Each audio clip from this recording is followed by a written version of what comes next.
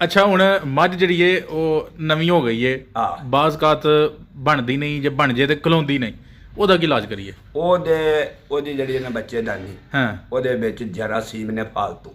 ਅੱਛਾ ਉਹ ਡਾਕਟਰ ਨਾਲ ਰਾਬਤਾ ਕਰਕੇ ਦੇ ਵਿੱਚ ਦਵਾਈ ਧਰੀ ਜਾਏ। ਠੀਕ ਹੈ। ਜਿਹੜੇ ਜਰਾਸੀਮ ਫਾਲਤੂ ਨੇ ਨਾ ਉਹ ਮਰਨ। ਇਹ ਪਹਿਲਾ ਵੇਗ ਛੱਡ ਕੇ ਦੂਜਾ ਵੇਗ ਜਦੋਂ ਆਵੇਗਾ ਨਾ ਫਿਰ ਤੁਸੀਂ ਮੱਝ ਕਰਾਇਓ। ਠੀਕ ਹੋ ਗਿਆ। ਮੱਝ ਹੁਣ ਬਣ ਗਈ ਹੈ ਤੇ ਖਲੋ ਵੀ ਗਈ ਹੈ। ਹੁਣ ਉਹਦੀ ਕੀ ਖਿਦਮਤ ਕਰੀਏ? ਪਤਾ ਲੱਗ ਗਿਆ ਵੀ ਉਹਦੀ ਜਨਾਬ ਮੱਝ ਟੱਪ ਜਾਂਦੀ ਹੈ, ਦੁੱਧ ਨਹੀਂ ਦਿੰਦੀ, ਲੱਤ ਟੁੱਕ ਗਈ ਹੈ। ਮੱਝ ਨੂੰ ਮੰਡਾ ਜ਼ਰੂਰ। ਅੱਛਾ, ਆ ਵੰਡਾ ਲੋਕੀ ਛੱਡਦੇ ਨੇ। ਤੇ ਉਹ ਛੱਡਦੇ ਨੇ, ਉਹਨਾਂ ਲੈਣਾ ਵੀ ਕੀ ਆ। ਜੇ ਕਮ ਸੋ ਕਮ ਮੈਂ ਟੱਪੀ ਨੂੰ ਵੀ 5 ਕਿਲੋ ਵੰਡਾ ਰੋਜ਼ ਦਾ ਚਾਹੀਦਾ, ਦੋਏ ਵੇਲੇ 2.5 ਸਿਰ। ਠੀਕ ਹੈ। ਤੇ ਜਦੋਂ ਉਹ ਸੂਬੇ ਦੀ ਤੇ ਤੁਹਾਨੂੰ ਫਿਕਰ ਹੀ ਕੋਈ ਨਹੀਂ ਹੋਣ ਲੱਗਾ, ਮੱਝ ਤੁਹਾਡੀ ਸੁਣਦੀਆਂ ਹੀ ਠਿਲ ਪਈ। ਕੀ ਬਾਤ, ਕੀ ਬਾਤ। ਅੱਛਾ ਇਹ ਦੱਸੋ ਕਿ ਜਿਹੜੀ ਮੱਝ ਬਣ ਗਈ ਏ ਔਰ ਖਲੋ ਗਈ ਏ, ਲੋਕ ਬੜਾ ਬੜਾ ਕੁਝ ਕਹਿੰਦੇ ਨੇ ਕਿ ਇਹ ਨਹੀਂ ਖਲੋਤੀ ਹੈ, ਨਹੀਂ ਬਣੀ, ਨਿਸ਼ਾਨੀ ਕੀ ਹੈ ਪਤਾ ਚੱਲ ਜੇ ਕਿ ਮੱਝ ਗੱਭਣ ਹੈ? ਚਲੋ ਸਾਰੀਆਂ ਗੱਲਾਂ ਫਿਰ ਹੁਣ ਪੂਰੀਆਂ ਅੱਲਾ ਪਾਕ ਕੋਲ ਹੀ ਨੇ। ਤੁਸੀਂ ਬਿਹਤਰ ਹੈ, ਵੱਡੇ ਤੋਂ ਵੱਡੀ ਨਿਸ਼ਾਨੀ ਹੈ ਜਦੋਂ ਤੁਸੀਂ ਪਿੱਛਾ ਕੱਚੇ ਥਾਂ ਬਣਦੇ ਹੋ, ਮੈਂ ਗੁਆਲੀ ਕਰਦੀ ਹੈ, ਮੈਂ ਉਤਰਦੀ ਹੈ, ਮੈਂ ਖਰੂ ਕੱਢਦੀ ਹੈ, ਉਹ ਜਿਹੜੀ ਖਰੂ ਕੱਢਦੀ ਹੋ ਮੈਂ ਲੋਹੇ ਤਰੋੜ ਮੈਂ ਕੱਪੜ ਹੋ ਗਈ। ਠੀਕ ਹੋ ਗਿਆ। ਇਹ ਵਾਲ ਤੋਂ ਵੀ ਕੋਈ ਪਛਾਣ ਹੁੰਦੀ? ਕਹਿੰਦੇ ਨੇ ਵਾਲ ਟੁੱਟ ਗਏ। ਉਹ ਜਿਹੜੀ ਸਾਰ ਹੈ ਨਾ ਮੈਂ ਦੀ ਜੀ ਜੀ, ਉਹ ਅੰਦਰੋਂ ਹੁੰਦੀ ਹੈ ਲਹੂਵਾਰ ਲਾਲ ਸੁਰਖ। ਹਾਂ, ਤੇ ਅਸਲ ਜੀ ਮੇਰਾ ਤੇ ਬੋਝੂ ਜੇ ਖਰੂ ਮੈਂ ਕੱਢਦੀ। ਠੀਕ ਹੈ। ਜਿਹੜੀ ਗੱਬੜ ਮੈਂ ਨਾ ਜੀ, ਉਹ ਖਰੂ ਕੱਢਦੀ।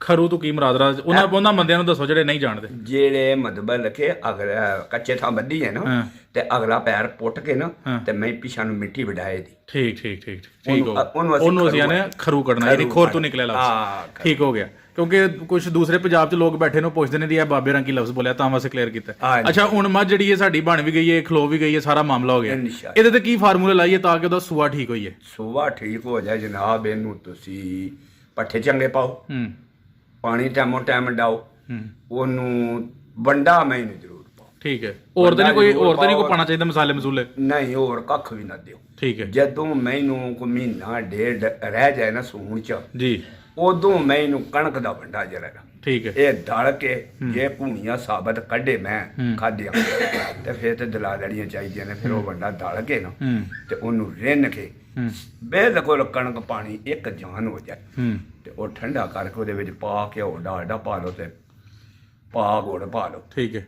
ਉਹ ਨਹੀਂ ਸਹੀ, ਉਹਦੇ ਨਾਲ ਥਣ ਚੱਡਾ ਬਣ ਜਾਏਗਾ ਉਹਦਾ। ਇਹ ਨਿਸ਼ਾਲਾ ਚੱਡਾ ਵੀ ਬਣੇਗਾ ਮਾਈ ਤੋਂ।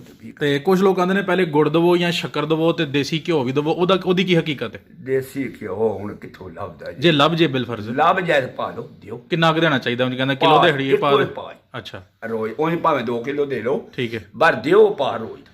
ਮੱਝ ਨੂੰ ਰਹਿ ਗਏ ਨੇ 15 ਦਿਨ ਤੇ ਉਹਦੀ ਇਹੋ ਜੀ ਸੇਵਾ ਕਰਨੀ ਸ਼ੁਰੂ ਕਰ ਦਈਏ? ਕਰ ਦਿਓ। ਠੀਕ ਹੋ ਗਿਆ।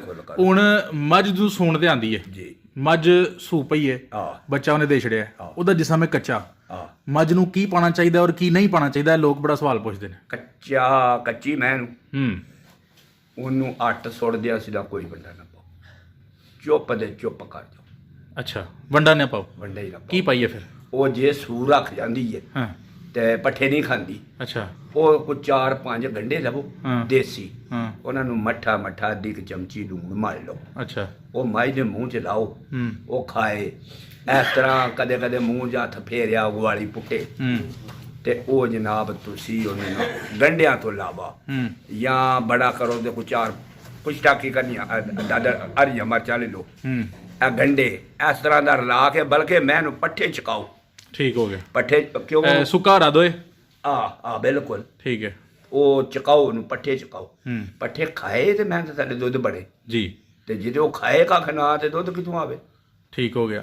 ਅੱਛਾ, ਮੈਂ ਜਿਹੜੀ ਹੈ ਉਹ ਸੂ ਪਈ ਹੈ, ਬੱਚਾ ਵੀ ਉਹਨੇ ਦੇ ਛੜਿਆ, ਜੋਰ ਨਹੀਂ ਸੁੱਟਦੀ ਵੀ ਕੀ ਕਰੀਏ? ਜੋਰ ਨਹੀਂ ਨਾ ਸੜਦੀ। ਜਦੋਂ ਮੱਝ ਸੂ ਪੈਂਦੀ ਹੈ ਤੇ ਉਹਨੂੰ ਜਨਾਬ ਤੁਸੀਂ ਕੋਈ 15-20 ਮਿੰਟਾਂ ਬਾਅਦ ਭਰ ਕੇ ਪੀਪਾ ਇੱਕ ਪਾਣੀ ਦਾ ਗਰਮ ਕਰ ਲਓ। ਅੱਛਾ।